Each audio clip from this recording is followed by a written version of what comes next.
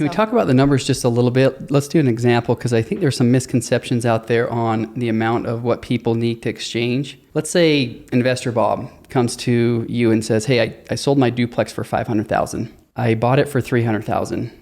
So I ended up making $200,000, right? How much would Investor Bob need to exchange? Because oftentimes I have that investor that will come to me and say, okay, I need to exchange $200,000. Is it the $200,000? Is it the $300,000 that he owed on it? Is it the $500,000? Let's just talk about that real quick. So my understanding is it's whatever you sold the property for. So the $500,000 less title fees and commissions is what he would have to replace.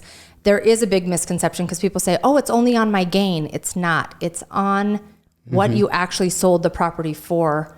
You have to then replace that value. Yeah. That's right. So let's say less commissions. Let's say ends up $475. $475. So he needs to find you're telling me he needs to find another property for $475 at least or more. Correct. And it's easy when the property's already built, right? Because you know what you're going to purchase that property for. So I think is what we've been talking about here is the new construction and figuring out what the costs are. So basically is what you need to do. You can 1031 exchange into new construction. Just find out what the land value is and that construction value, and it needs to equal for Investor Bob at least the $475 at the time of his 180-day mark. Correct? Or he could split it into two. So sometimes we'll say to an investor, hey, you may want to buy 2 fourplexes because we can eat that value up right on that first draw alone with the land value. As long as you get to that overall exchange amount that needs to be achieved. Yeah. And here's another thing. When you're identifying a property, so you have to you can identify up to 3 properties, right? Yeah.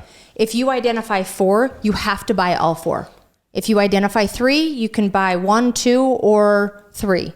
So because you have to identify within 45 days of your exit, and that's there so that people don't say, and I identify the whole world. Yeah. Right? There's no way to, you can't prove you're in good faith trying to do a 1031 exchange. Yeah.